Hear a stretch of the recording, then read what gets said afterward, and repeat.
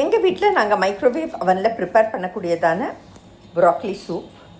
முதல்ல நல்ல அடர்த்தியான ஃபேமான டார்க் க்ரீன் கலரில் இருக்கிறதான ப்ராக்கலியாக சூஸ் பண்ணிவிட்டு தேவையான அளவு ஃப்ளாரட்ஸ் எடுத்து நல்லா அதை சுத்தம் பண்ணிவிட்டு அதை ஒரு மைக்ரோ ப்ரூஃப் கிளாஸ் வெசலில் கொஞ்சமாக தண்ணி சேர்த்து அந்த ப்ராக்கலி ஃப்ளாரட்ஸை அந்த தண்ணியோடு போட்டுட்டு இந்த மைக்ரோ ப்ரூஃப் கிளாஸ் வெசலில் மைக்ரோவேவ் அவனில் வச்சு மைக்ரோ மோடில் ஹை பவரில் 3 minutes போல் குக் பண்ணி எடுத்திருக்கேன்.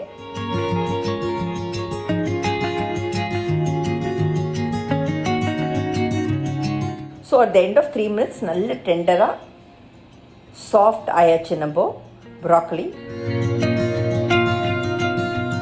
ஸோ இதை வெளியே எடுத்து வச்சுட்டு ஒரு டால் மிக்சர் கண்டெய்னருக்கு இந்த ப்ராக்கலியை தண்ணியோடையே அப்படியே சேர்த்து இதை ப்யூரி பண்ணுறேன். ஸோ நவ் நம்மளோட ப்யூரி ரெடி. ப்யூரியை திருப்பியும் அதே மைக்ரோ ப்ரூஃப் கிளாஸ் வெசலுக்கு ட்ரான்ஸ்ஃபர் பண்ணுறேன். நான் எந்த அளவுக்கு ப்யூரி இருக்கோ அதில் 1/3 அளவுக்கு பால் சேர்க்குறேன். So you can suit yourself. பால் இல்லாமையும் அப்படியேவும் நீங்கள் தயாரிக்கலாம். பால் ஒரு ஸ்லைட்லி ரிச்சர் டேஸ்ட்டை ஆட் பண்ணும். இதுக்கு தேவையான அளவு உப்பு and white pepper powder add பண்ணுறேன். ஒயிட் பெப்பர் பவுடர் இதுக்கு ரொம்ப நல்ல டேஸ்ட்டை கொடுக்கும். ரொம்ப காரமாகவும் இருக்காது, அட் த சேம் டைம் ரொம்பவும் நல்லாயிருக்கும்.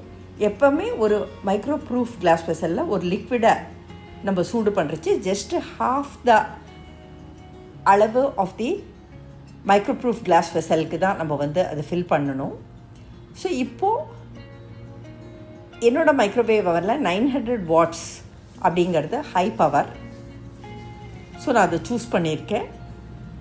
3 minutes டைம் செட் பண்ணுறேன்.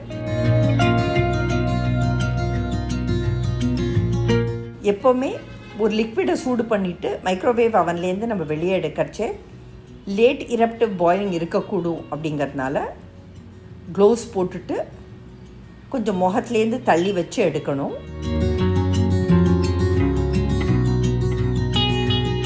So at the end of 3 minutes நம்ம பார்த்தோம்னாக்கா நம்மளோட சூப் பியூட்டிஃபுல்லாக ரெடியாக இருக்கும். ஸோ இப்போ இது குடிக்கிற சூட்டுக்கு வந்தாச்சு.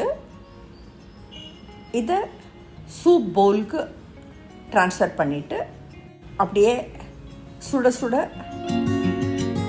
சூப்பை நம்ம சர்வ் பண்ணலாம். எங்கள் வீட்டில் சிம்பிளாக ஹோம்லியாக ஹெல்த்தியாக நாங்கள் தயாரித்ததான ப்ராக்லி சூப் தயார்.